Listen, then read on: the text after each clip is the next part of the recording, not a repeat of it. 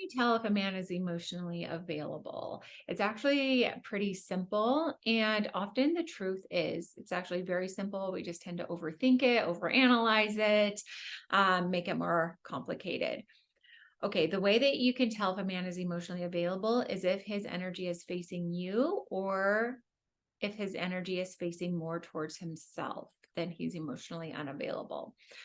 And here's what I want you to know. I'm just going to break it down in a very simple way. So we have the three archetypes: the surfer, sailor, and seducer. So if you're familiar with those, this is going to make a lot of sense. If you're not, welcome to understanding men, so that they are actually very predictable. And what I want you to know, so we live on a spectrum of codependency and narcissism. We have the codependency over here with wounded feminine, narcissism over here with wounded masculine. And on this spectrum are three main archetypes of men: the surfer, sailor, and seducer. Okay, so the surfer is more wounded feminine, the seducer is more wounded masculine, and the sailor is the integrated healthy man. And there are two lies that I want you to be aware of that are not true about the healthy, empowered man. And I'm going to talk about those as well. Okay, so the surfer and the seducer, I want you to imagine, live in this box area, whatever you want to call it, down here. This is the drama zone. This is where a lot of dating and relationship advice is directed, because there's not an awareness of this box up here, which is the drama-free zone. And this is where the sailor resides. Okay. And so two lies that are being taught is that all men pull away. No, not all men pull away. The surfer and seducer pull away pretty much guaranteed at some point. The surfer will do some kind of rubber banding, pull away, come back, pull away, come back. The seducer most likely pulls away and he's gone forever. The sailor does not pull away. The only exception would be if a woman is bringing consistent drama to the relationship, and then he will address it and he will communicate and try and fix it. But if it doesn't stop, then he will end the relationship and move away. But that's not pulling away. That's not behavior, right? He's showing up healthy. He's trying to work through it. If it doesn't work through it, he moves. That's healthy. Okay. What's not healthy is if a man just disappears, creates emotional space, creates emotional turbulence. So down here in this drama zone, there's a lot of emotional turbulence. This is where a man is emotionally unavailable. Up here, this is why I call my method the elevated dating method, because you can see everything so much more clearly. So the sailor resides here. He will do anything to avoid drama. That is not to say that he will avoid conflict. He's up for the conflict and to resolve it, but he has no bandwidth for drama. This is the emotionally available man up here. His energy is available for you.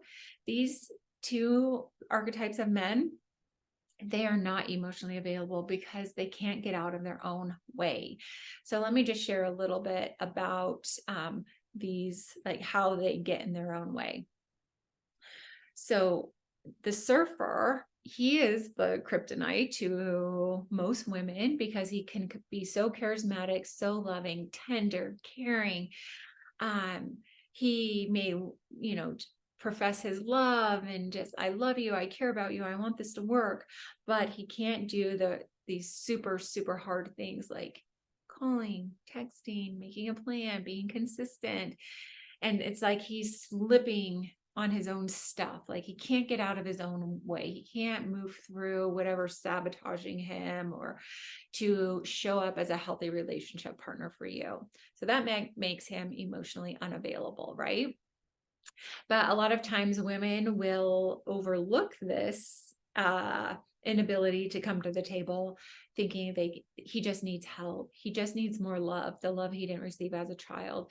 If I can help him, I know what he needs. Okay, so that's a red flag for you to notice about yourself if you're trying to really help a man get to the table. And the thing is women will spend weeks, months, or years trying to get this man to the table, and they won't realize that he's actually just not capable of being a healthy relationship partner, not just for her, but for anyone.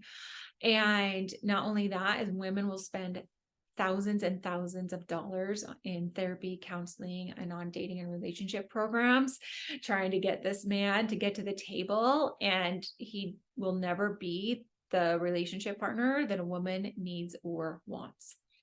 Okay, so then we have the seducer.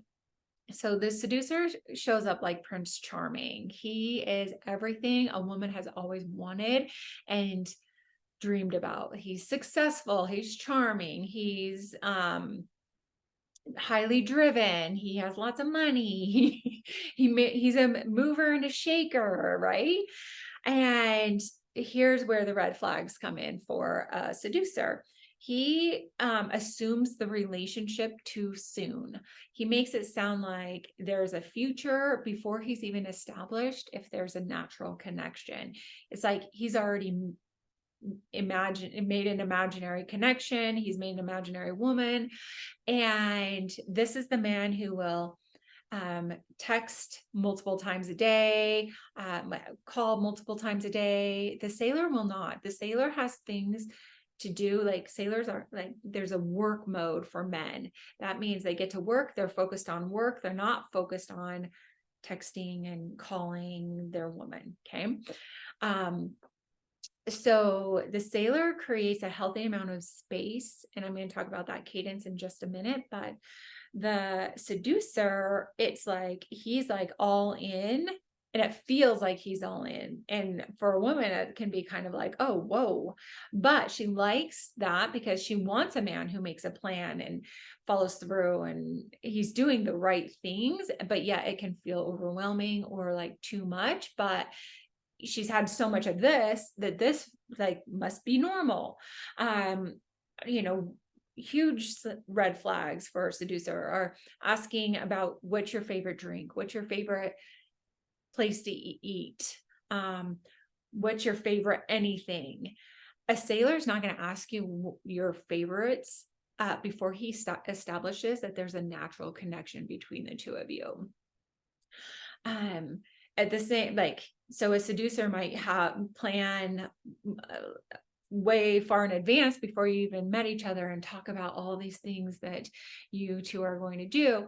So he's more focused on, it's like he's so wrapped up in this dream world that he's not even actually able to connect with you.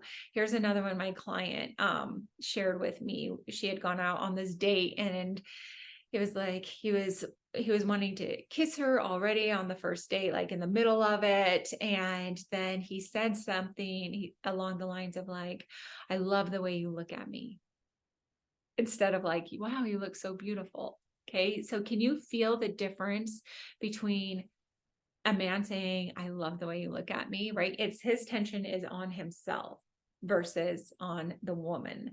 And it's just a classic sign of a man who seems to be interested, but actually is not able to make that natural connection. And the things that these men say are very predictable. It is so canny. I just can't even, after doing this for over 10 years, they just show you who they are right away. So the sailor, he's very predictable. His energy is going to come in and it's going to feel calm and stable and steady. And he's so grounded and strong within himself that he's not getting in his own way. He's able to see if there's a natural connection. And if there is, then he wants to keep moving it forward. And so one of the women in the comments that I haven't responded to yet, because I'm like, oh, I'm going to do a video on that. So here's the thing. A man, needs to make himself the priority to an extent, right? That's people, all of us need to make ourselves the priority to an extent. But once we're stable and strong within ourselves, we become available for somebody else.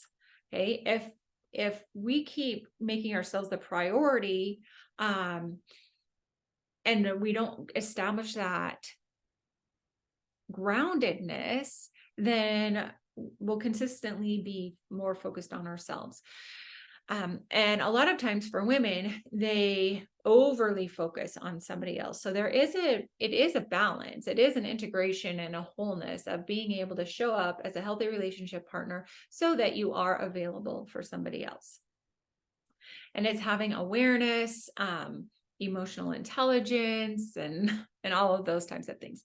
So a healthy man, here's what I want you to know. When you meet a sailor, and it feels good to you, and you also feel excited about seeing him again, like now we're on to something. Those are the two feelings that you should be aware of when dating.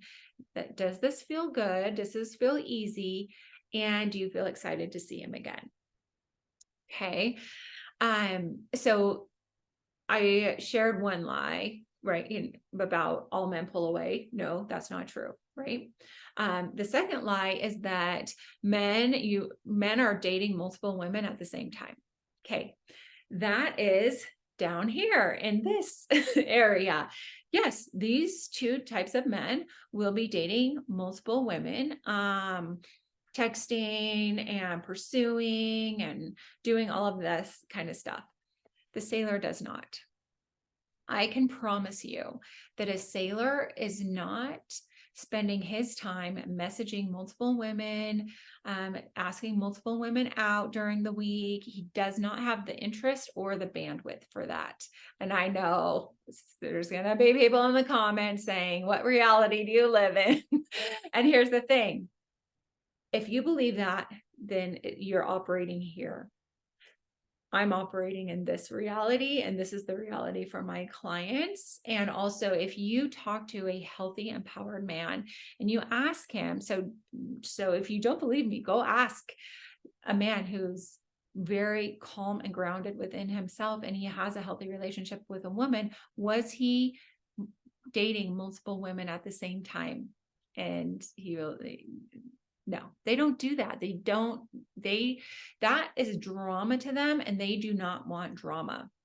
And they will, let's say a man is online dating and he's, he might be messaging a couple different women, right? That's normal.